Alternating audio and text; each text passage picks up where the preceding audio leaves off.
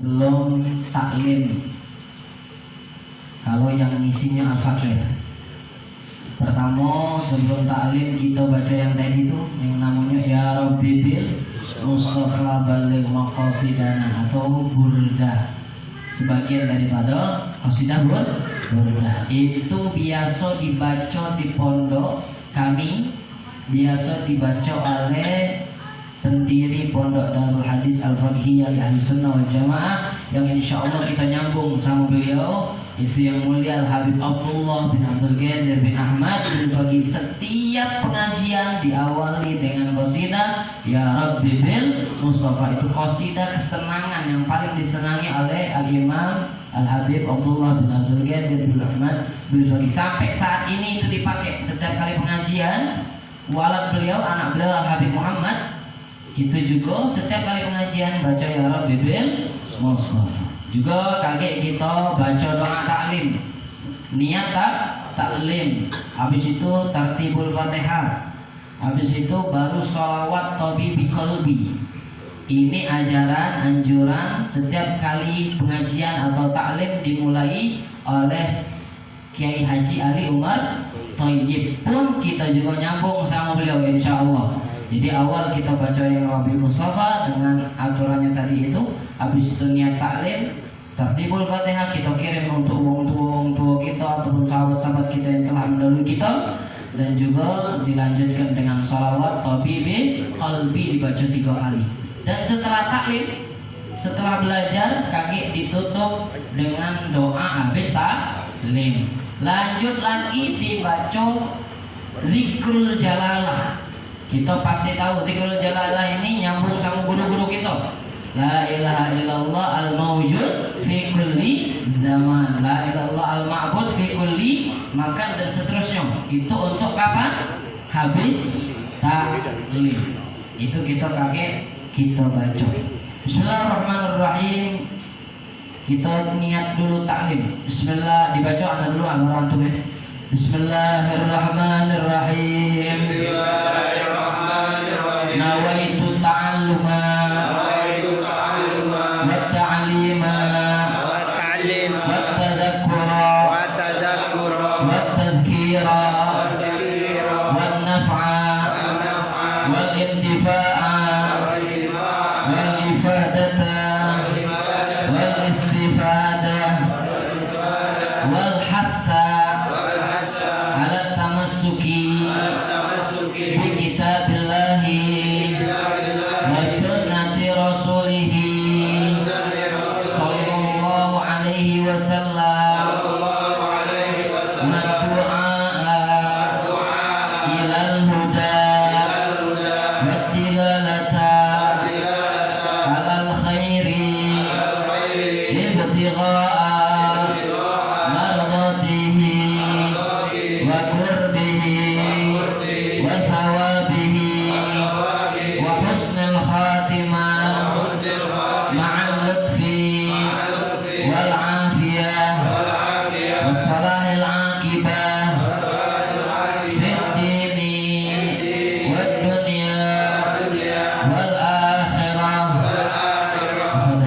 Nabi Muhammad sallallahu alaihi wasallam wa zurriyyati radhiyallahu ta'ala anhum ajma'in sahabati Muhammad nisa wa Muhammad ala bi'ali usuri ma furu ma ahli baitihi wa ahli silsilati ma ajma'in wa jami' ala bi'alawi ajma'in khususan ahli al-arab khususan Abdul Qadir bin Jili wa jazaa sallallahu alaihi wa sallam khususan daro Ki Haji Ali Mutayyib wa kafati masyayikhina ajma'in. Ya Allah, ana wa yaghfiru warhamhu subhanahu wa ta'ala walidina walidin khasa wa ja'alati wa ummatul muslimin ma'amma wa a'id alaina min barakatihi wa asrarihi wa anwarihi wa ulumi wa nafaatihi fi dunya wa dunya wa akhirah al-hadini wa ala kulli natin salih wa ila hadratin nabi Muhammadin sallallahu alaihi wasallam. Al-Fatihah. A'udzu billahi minasy syaithanir rajim. Bismillahirrahmanirrahim. Alhamdulillahi rabbil alamin. Ar-Rahmanir Rahim. Maliki yaumiddin. Iyyaka na'budu wa iyyaka nasta'in. Ihdinas siratal mustaqim. Siratal ladzina an'amta 'alaihim ghairil maghdubi 'alaihim waladdallin. Amin. Allahumma shalli wa sallim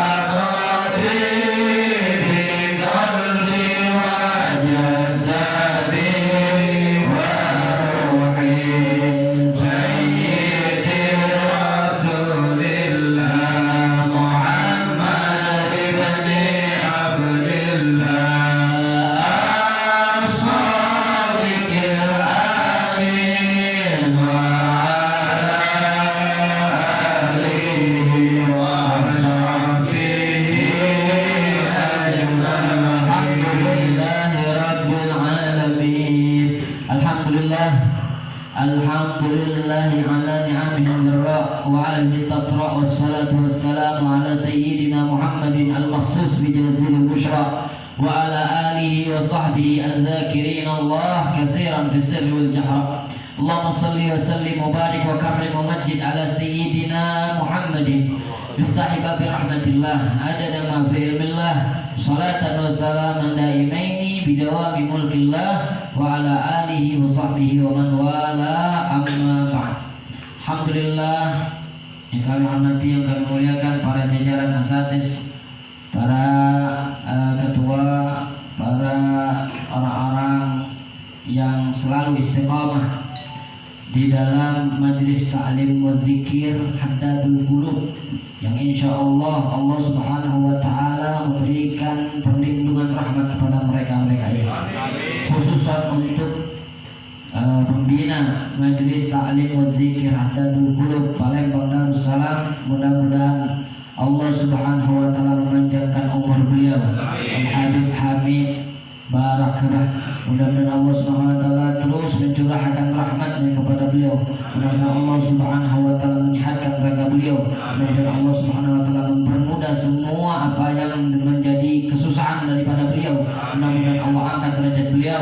Mudah-mudahan Allah berikan semangat kesabaran kepada beliau di dalam mendidik kami. Mudah-mudahan kita yang sering hadir di majlis ta'lim wa dzikir Haddadul Qulub diberikan oleh Allah Subhanahu wa taala terus semangat untuk hadir majlis ta'lim, tidak putus. Mudah-mudahan ilmu yang kita dapat insya Allah menjadi ilmu yang manfaat bagi kita, bagi keluarga kita, bisa kita amalkan menjadi penyelamat bagi kita di dunia dan di akhirat. Amin ya rabbal alamin.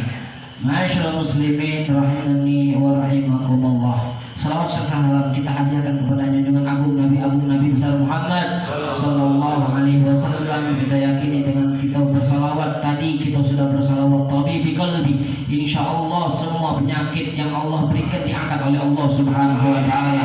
Mudah-mudahan semua yang kita susahkan diangkat, dipermudah oleh Allah Subhanahu wa taala dengan berkah salawat kepada Nabi besar Muhammad sallallahu alaihi wasallam.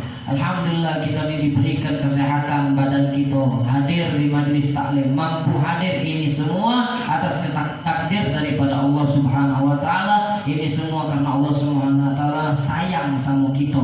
Kita termasuk hamba-hamba Allah Subhanahu wa taala yang disayangi oleh Allah. Kenapa? Karena kita dikehendaki kebaikan, hadir di majlis taklim, hadir di majlis ilmu. Karena banyak orang di luar sana belum diberikan hidayah oleh Allah Subhanahu wa taala untuk hadir di tempat-tempat yang baik. Maka alhamdulillah kita selalu harus kita bersyukur kepada Allah Subhanahu wa taala, kita diberikan kesempatan terus untuk hadir majlis ilmu yang tiada tara. Semua keutamaan banyak sekali kalau kita nak hitung tentang faedah hadir majlis ilmu. Jangan bosan-bosan.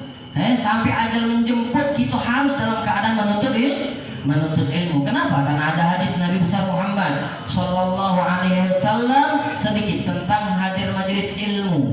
Wong kalau di dalam hatinya terus pengen hadir majelis ilmu, maka dia diberikan status apa? Wong yang menuntut ilmu. Tidak gampang wong mendapatkan titel menuntut ilmu. Kalau cuma sekilas hadir, sekilas dengar, tidak sengaja dengar, itu belum masuk kategori apa?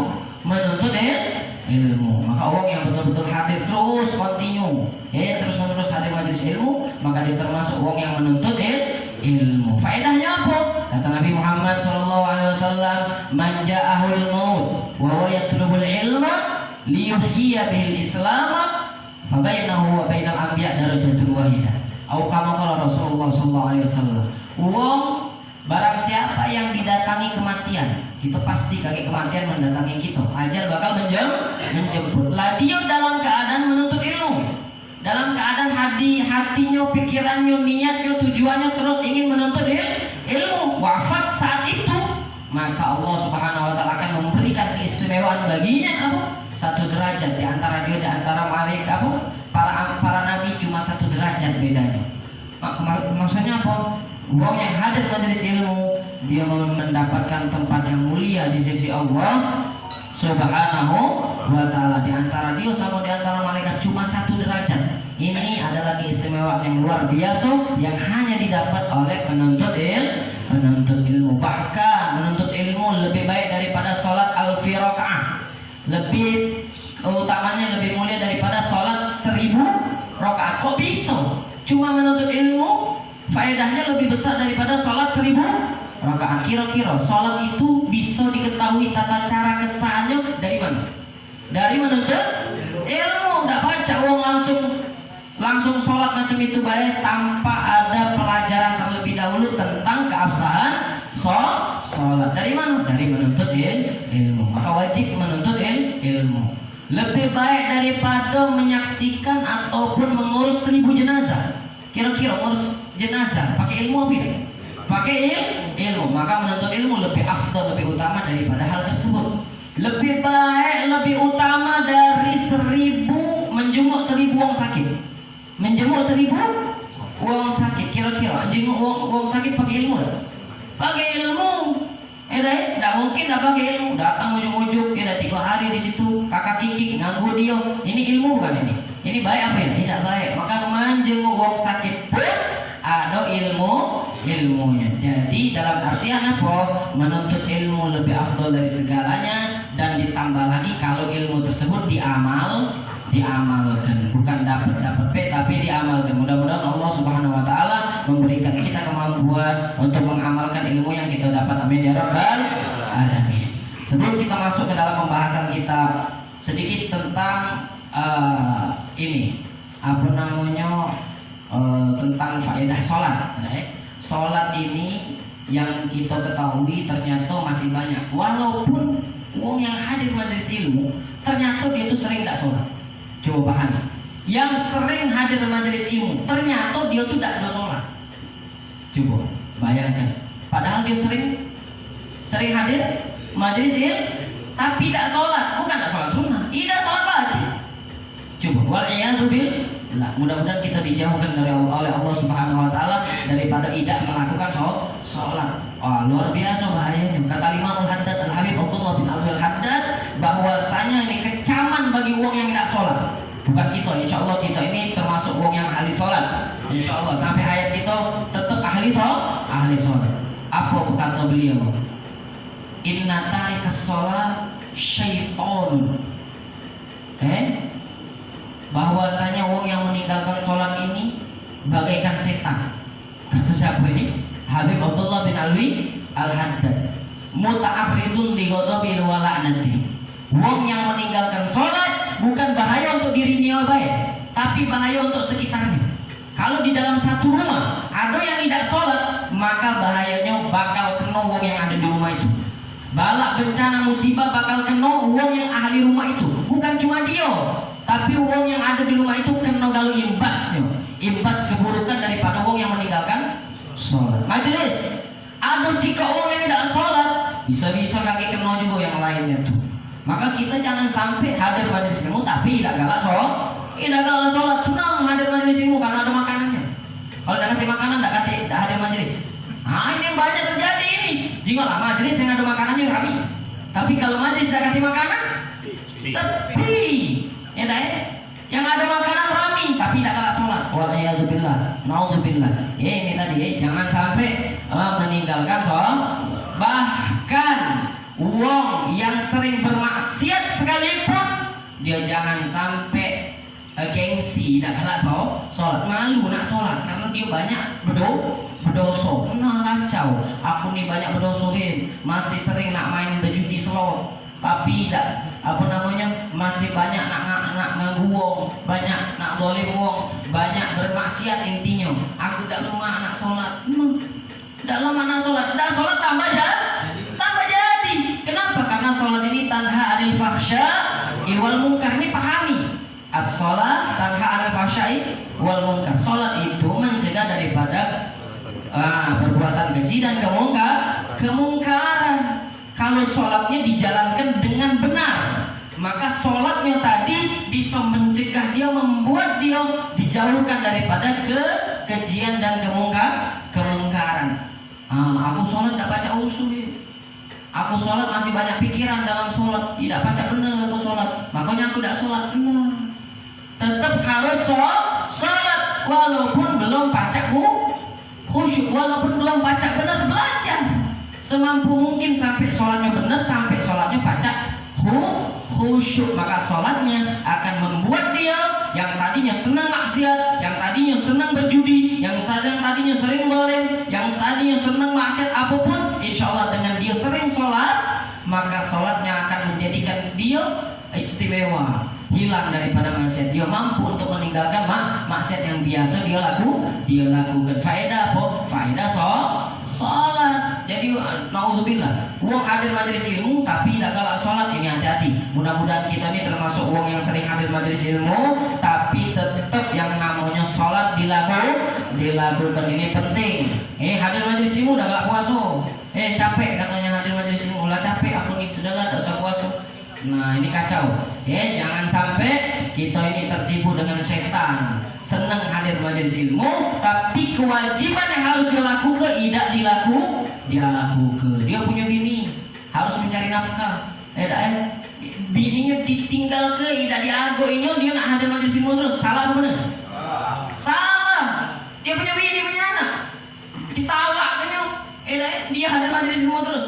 Salah. Jadi harus diperhatikan, kewajiban harus sudah sempurna, baru yang lain-lainnya. Memang wajib juga menuntut ilmu, tapi kewajiban ini jangan sampai ditinggalkan. Pinter-pinter milih waktu, pinter-pinter bagi waktu. Jangan sampai kita melakukan ini, tidak tahunya kewajiban yang lain tertinggalkan. Mudah-mudahan bermanfaat. Jangan sampai salah jalan. Itu tadi, hadir majelis ilmu juga melakukan kewajiban-kewajiban yang lainnya. Mudah-mudahan kita diberikan oleh Allah Subhanahu wa taala taufik betul-betul melakukan apa yang tidak melanggar syariat Allah Subhanahu wa taala. Amin ya rabbal alamin. Mudah-mudahan kita doakan wong yang sakit di antara kita, salah satunya Habib Alwi, mudah-mudahan diberikan kesehatan oleh Allah Subhanahu wa taala. Keluarga kita yang sakit juga mudah-mudahan diberikan kesehatan oleh Allah Subhanahu wa taala. Mudah-mudahan saudara-saudara kita yang ada di Palestina sana mudah-mudahan diberikan kemenangan oleh Allah Subhanahu wa taala. Mudah-mudahan kita umat Nabi Muhammad SAW sebagai saudara mereka, mudah-mudahan kita bisa ikut andil membantu mereka dengan jihad-jihad yang ada. Yang pertama jihad apa? Medsos. Nah, kita sudah diajarkan walaupun kita tidak pacak berangkat ke sana, karena katanya ngantar ke nyawo, kalau berangkat ke sana, ngantar ke nyawo, pelau harganya 100.000, sikap pelau 10.000, 10 ikut udah baru juta, berangkat sana berapa? Tidak mampu, baru nyampe sana tak say. Dalam artian apa? Kalau memang tidak mampu, bisa ada jihad yang lain. Jihad yang lain itu apa? Satu, jihad medsos. Ini perlu anda sampaikan sekarang karena ini pembuka, jadi lemah, jadi tepat. Sikok jihad medsos. Jihad medsos ini kita viralkan seviral-viral. Kita bikin status, kita posting tentang Palestina, tentang kekejaman Israel kita posting, tentang Palestina yang berkaitan dengan Palestina yang baik-baik, maka kita posting seluas-luasnya biar dunia tahu kekejaman Israel dan antek-anteknya. Itu namanya jihad medsos. Yang kedua jihad ekonomi. Kita boikot seluruhnya apapun yang berkaitan dengan Israel, yang berkaitan dengan mereka kita boikot, jangan kita lakukan, jangan kita beli. Maka ini sangat bermanfaat. Mereka sangat berpengaruh kalau hal-hal yang ini kita lakukan. Yang ketiga jihad apa? Jihad sosial. Jihad sosial ini dengan harta. Kita dengan harta kita sumbangkan dengan untuk Palestina. Yang keempat jihad hati. Tidak baca tiga-tiganya yang dipucuk tadi, tidak kate HP, tidak kate sosmed, tidak kate medsos, tidak baca, nak posting-posting tidak ngerti, ada juga tapi tidak ngerti. Balik kedua. Yang kedua apa tadi? Jihad pakai ekonomi. Jalan, belanja nih jalan. Sudah, turun ketiga. Apa? Pakai harta. Nak belanja jarang, apalagi tidak kate harta, tidak kate gino. Lari yang keempat. Apa? Jihad hati. Doa ke mereka setiap kali habis sholat kita doakan, mudah-mudahan mereka mendapatkan pertolongan, kemenangan dari Allah Subhanahu wa taala, sebagaimana Nabi selalu setiap habis sholat mendoakan umatnya. Sudah pernah saya sampaikan bahwasanya Nabi Muhammad Sallallahu Alaihi Wasallam setiap kali habis sholat mendoakan umatnya sebagaimana riwayat yang sudah pernah kami sampaikan, Sayyidatuna Aisyah, Sayyidatuna Aisyah, ketika Sayyidatuna Aisyah melihat wajah Nabi Muhammad SAW sangat bergembira, Sayyidatuna Aisyah meminta sesuatu kepada suaminya yaitu Rasulullah SAW. Apa yang diminta oleh Sayyidatuna Aisyah? Yang diminta adalah doa, meminta doakan oleh kepada Nabi. Apa yang didoakan Nabi untuk Sayyidatuna Aisyah? Ternyata yang didoakan Nabi, ya Allah, maafkanlah semua kesalahan istriku Sayyidatuna Aisyah, baik yang terang-terangan ataupun yang tersembunyi, baik yang telah berlalu ataupun yang akan datang. Akhirnya setelah didoakan seperti itu, Sayyidatuna Aisyah sangat bergembira, sangat senang, sampai-sampai manja-manjaan Sayyidatuna Aisyah menyandarkan kepalanya kepada pangkuan Nabi Muhammad sallallahu alaihi wasallam. Dengan melihat seperti itu, Nabi Muhammad sallallahu alaihi wasallam berkata kepada Sayyidatuna Aisyah, wahai istriku Aisyah, bahwasanya doa yang kudoakan, yang kupanjatkan untukmu barusan, itu juga kudoakan, kupanjatkan untuk umatku setiap kali habis sholat. Jadi Nabi Muhammad sallallahu alaihi wasallam setiap kali habis sholat mendoakan umatnya dengan doa apa? Ya Allah, ampuni dosa umatku, baik yang telah berlalu ataupun yang akan datang, baik yang terang-terangan ataupun yang tersembunyi. Inilah kasih sayang Nabi Muhammad sallallahu alaihi wasallam kepada umatnya. Tapi jangan kita ini kan karena sudah dapat doa Nabi tidak apa-apa maksiat. Berarti kan doa Nabi ini sudah pasti diijabah. Ini doa Nabi sudah pasti diterima. Bahkan kali umat-umatnya akan diampuni dosanya oleh Allah Subhanahu wa taala karena sudah didoakan Nabi Muhammad sallallahu alaihi wasallam. Akhirnya dia maksiat. Salah apa benar ini? Salah. Jadi jangan sampai gagal paham. Inilah kasih sayang Nabi Muhammad sallallahu alaihi wasallam kepada umatnya, dan kita juga harus mengasihi sayangi saudara-saudara kita yang muslim. Di dalam hadis Nabi Muhammad sallallahu alaihi wasallam menyabdakan, ar-rahimu yarhamuhumur rahman. Wong yang kasih sayang itu akan dikasih sayangi oleh siapa? Ar-Rahman siapa? Allah Subhanahu wa ta'ala. Yang kasih sayang pasti akan dibalas, dikasih sayangi oleh Allah Subhanahu wa ta'ala. Tidak bandingan kasih sayang kita dengan kasih sayang Allah Subhanahu wa ta'ala. Kita kasih sayang sama saudara kita mungkin sebatasnya, tapi tidak mungkin menyamai dengan kasih sayangnya Allah Subhanahu wa ta'ala.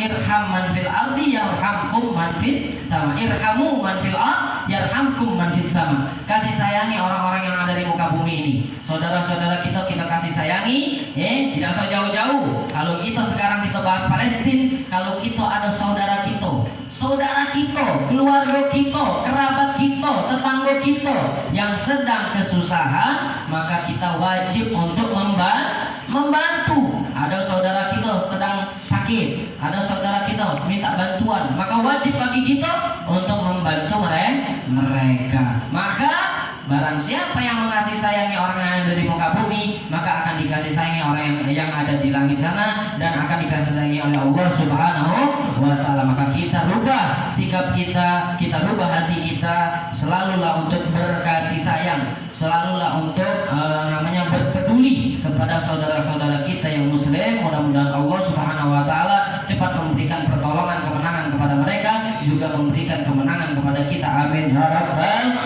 alamin. Ma'asyiral muslimin wal muslimin rahimani wa rahimakumullah. Baik, kita masuk ke dalam pembahasan, masuk ke dalam kitab Safinatun Najah karangan Syekh Salim Sumer ya.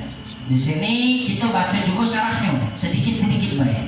Jadi tidak matangnya baik, tapi kita juga baca sedikit-sedikit daripada syarah. Syarah itu apa? Penjelas dari matan. Jadi misalkan matannya satu baris, satu baris kalimat ini, kaki syarah itu menjelaskan yang sudah ditulis ini. Satu baris ini diembek per kalimat, dijelaskan lagi. Itu namanya syarah. Nah, jadi kita baca kitab Safinatun Najah, dan kita baca juga penjelas daripada Safinatun Najah. Bismillahirrahmanirrahim. Qala al-mu'allifu rahimahullahu ta'ala wa rahimah al-ustadzin wal imamin wa jami'u syekhina ajma'in. Bismillahirrahmanirrahim. Dengan menyebut nama Allah Subhanahu wa ta'ala yang Maha Pengasih lagi Maha Penyayang. Di sini dijelaskan bahwasanya kita menyebutkan kali pekerjaan kita ucapkan dengan apa?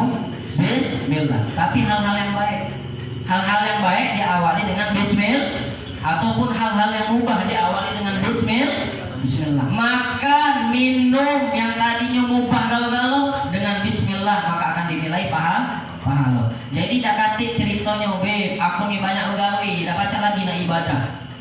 Banyak begawe dari pagi ke malam, gawe aku nih tidak baca lagi nak ibadah. Kata siapa? Tak baca ibadah. Keluar dari rumah, baca bismillah, baca doa, maka keluarnya akan dinilai ibadah. Setiap kali pas dia begawe, dia bikin makanan, misalkan gawenya makanan, dia baca bismillah, dinilai ibadah, yang makan insya Allah berkah. Terus begitu sampai dia kapanpun, apapun gawenya yang baik-baik, dia awali dengan bismillah, maka akan dinilai ibadah. Jadi tak kata cerita, aku nih banyak gawe, tidak baca lagi nak ibadah. Ucapkan bismillah, beraktivitas bergawe yang baik, ditutup dengan alhamdulillah, tidak melanggar perintah Allah, ya, jauhi daripada larangan Allah Subhanahu wa taala, maka semuanya akan dinilai ibadah. Dengan niat tujuan yang baik, diawali dengan niat yang baik, maka seluruhnya akan dinilai ibadah. Ini perlu kita ketahui bagi pekerja-pekerja, apapun dia kerjakan, yang penting itu baik, tidak melanggar syariat, maka ucapkan bismillah, niat yang baik, lakukan tanpa melanggar perintah Allah, ucapkan alhamdulillah setiap kali selesai bertugas, maka semua akan dinilai ibadah. Maka jalankan, siapapun yang belum menjalankan ini, jalankan. Setiap kali dia nak begawe, pertama apa? Niat yang baik. Niat yang baik. Begawe niat mencari nafkah. Baik tak mencari nafkah? Niat mencari rezeki yang halal. Oh, luar biasa pahalanya.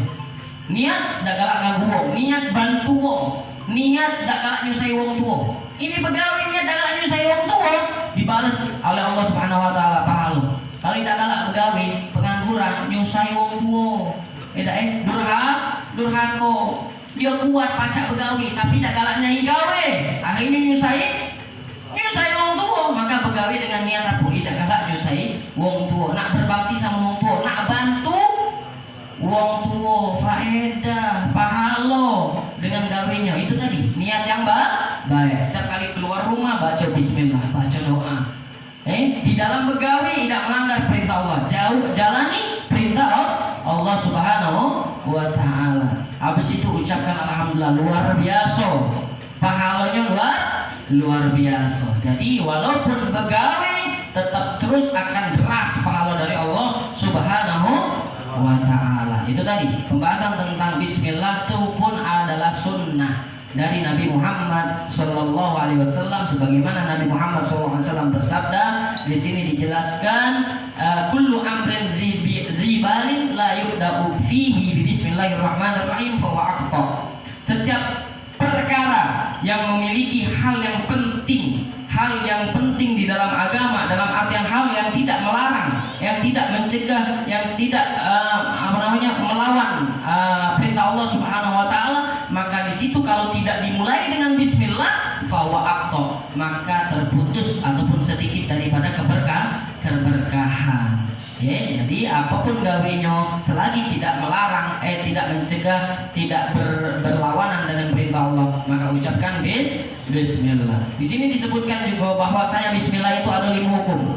Bismillah ada berapa? Ada 5 hukum. Pertama, wajib.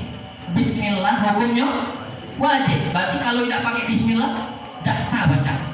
Maka kapan? Kama fis shalah. Kita mazhab Imam Syafi'i, baca bismillah ketika baca Fatihah itu jangan sampai lupa. Ayo baca ada mantap lain deh. Bismillah langsung Allahu Akbar, alhamdulillahirabbil alamin. Mantap kita di Syafi'i. Maka awali dengan bismillah. Di sini disebutkan bismillah di sini hukumnya wajib seperti di dalam sholat. Azan dulu.